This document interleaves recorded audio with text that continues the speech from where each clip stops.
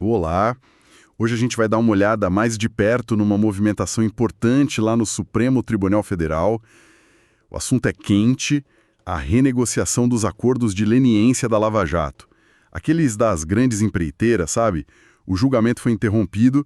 A nossa ideia aqui é tentar entender melhor por que parou e quais são os pontos-chave dessa renegociação que está dando o que falar.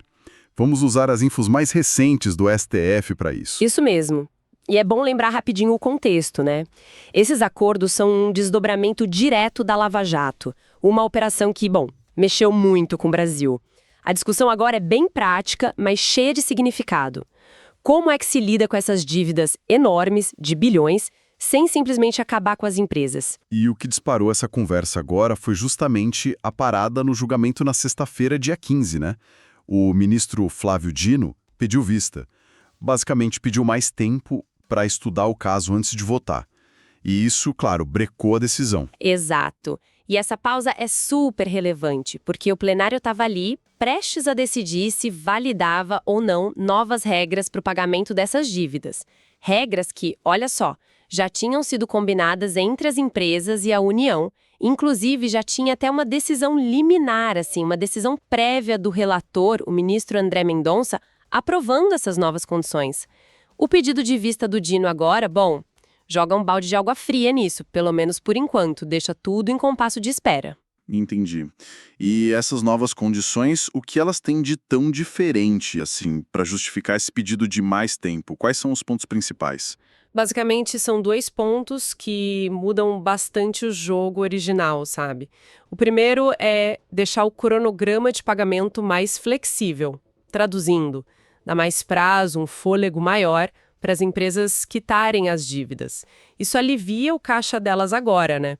No curto e médio prazo. Faz sentido, para não sufocar. E o segundo ponto, qual é? O segundo ponto talvez seja o que gera mais debate. É a chance de usar créditos de prejuízo fiscal para abater uma parte da dívida. Créditos de prejuízo fiscal. Como assim? Simplificando muito, tá? São prejuízos que a empresa teve lá atrás, contabilizados e que normalmente serviriam para reduzir imposto a pagar no futuro. A proposta é permitir que elas usem esses créditos agora para diminuir o valor da multa do acordo de leniência. Nossa, interessante isso. Usar um prejuízo antigo para pagar uma multa atual. Qual que é a lógica por trás disso na visão de quem defende? Olha, o argumento principal é a sobrevivência das empresas, né? A ideia declarada é: vamos viabilizar o pagamento sem levar essas companhias à falência. Assim, elas continuam operando, mantendo empregos, etc. É uma tentativa de achar um meio termo entre punir o erro e não destruir a atividade econômica. Mas, claro, essa questão do crédito fiscal é delicada. Na prática, significa que o governo abre mão de receber um imposto lá na frente para compensar essa multa agora. O debate é se essa conta fecha para o interesse público, né? É uma balança complicada mesmo. Responsabilizar, mas sem quebrar tudo. E com essa suspensão do julgamento, então, o que acontece? Fica tudo parado? Exatamente. A consequência direta é a incerteza. Não tem data para retomar. Isso mexe muito com o planejamento das empreiteiras, claro. Elas já contavam um pouco com aquelas novas condições que o Mendonça tinha liberado na liminar, né?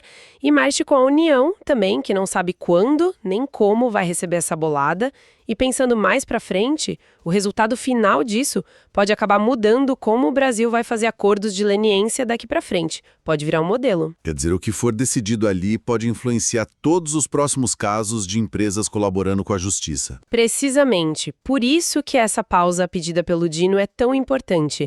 Ele está, na verdade, pedindo tempo para pensar bem num caso que envolve cifras gigantescas, um legado político pesadíssimo da Lava Jato e que pode criar um precedente sério sobre como o país lida com a empresa que errou versus a necessidade de manter a economia girando. Fica bem claro, então, que o Supremo está com um abacaxi para descascar. Tem que pesar as consequências da Lava Jato, a grana que precisa ser recuperada e, ao mesmo tempo, achar uma saída que não signifique a destruição de empresas brasileiras grandes.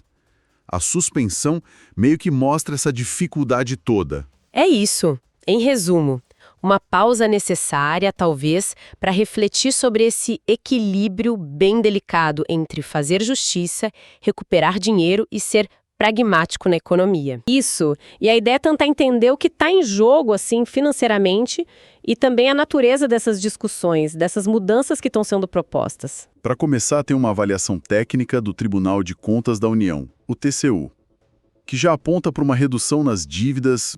É isso? Isso mesmo. A área técnica do TCU fez os cálculos e estimou que esses ajustes todos podem diminuir o valor total devido pelas construtoras em mais ou menos 5,7 milhões de reais. 5,7 milhões. Pode não parecer um valor tão gigante perto do total, mas indica uma mudança, né? Sim, indica uma mudança concreta no valor final a ser pago, mas é fundamental entender como essa renegociação começou, né? Não foi algo que surgiu do nada. Ah, não. Como assim? Achei que os acordos já estavam fechados. Pois é, estavam. Mas essa reabertura, ela aconteceu depois de uma ação lá no Supremo Tribunal Federal, no STF. Foram partidos políticos, especificamente o PSOL, o PCdoB e o Solidariedade, que entraram com essa ação. O objetivo deles era bem claro: invalidar os acordos originais. Invalidar? Por quê? O argumento principal era questionar a validade daqueles acordos que foram firmados com a participação da Força-Tarefa da Operação Lava Jato, sabe? Entendi. Então tem uma origem bem marcada, digamos, politicamente, vinda de partidos que contestam os acordos da Lava Jato. E aí o TCU calcula esse impacto de 5,7 milhões a menos. Mas essa visão do TCU, essa leitura do impacto financeiro, é a única que existe sobre essas mudanças? Não, de forma alguma. E aí a coisa fica, mais interessante ainda. Existe uma visão diferente que veio de dentro do próprio STF, num voto do ministro André Mendonça. Ah, o ministro Mendonça. E o que ele disse de diferente? Então, no voto dele, ele argumentou que essas alterações que foram feitas, essa renegociação toda, ela se restringe a itens acessórios. Itens acessórios. O que seria isso na prática? Quer dizer que a mudança não é tão profunda assim? Exatamente essa é a interpretação. A ideia de acessório se opõe ao que seria essencial no acordo, né?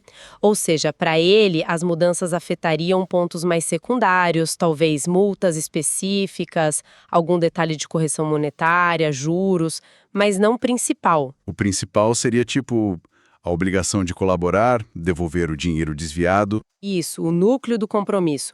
Cooperar com as investigações, devolver os valores centrais. Segundo essa visão do ministro, isso não teria sido alterado. Nossa, que interessante. Porque aí a gente tem um contraste claro, né? De um lado, um órgão técnico como o TCU aponta um número, 5,7 milhões a menos, e do outro, uma interpretação jurídica importante vinda do STF, dizendo que, olha, na essência, nada mudou de verdade, são só detalhes. Pois é, essa é a grande tensão aqui. Uma análise mais, digamos, contábil, focada no número, no dinheiro que deixa de entrar. E outra análise mais jurídica, focada na natureza das cláusulas, no que é fundamental ou não no acordo. E essa distinção entre acessório e essencial vira o ponto-chave da discussão jurídica, né? Faz todo sentido. E dependendo de qual visão prevalece, a percepção sobre o que realmente aconteceu muda completamente, imagino. Com certeza. Se a visão de que são só itens acessórios ganha força, o impacto parece menor, apesar do cálculo do TCU. Se a visão do impacto financeiro é mais ressaltada, parece uma mudança mais substancial. Mesmo que o valor, 5,7 milhões, seja pequeno no universo bilionário da Lava Jato, né? Exatamente. Mostra como o mesmo fato, a renegociação, pode ser lido de maneiras bem diferentes. A leitura financeira e a leitura jurídica, elas coexistem. Ok, então, só para a gente amarrar. Temos uma renegociação que começa por uma contestação política no STF sobre os acordos da Lava Jato. Daí o TCU calcula um impacto financeiro de 5,7 milhões de reais para baixo. Mas, ao mesmo tempo, uma interpretação jurídica relevante diz que as mudanças são só acessórias. É isso? Perfeito. Isso tudo nos deixa com uma questão para pensar, né?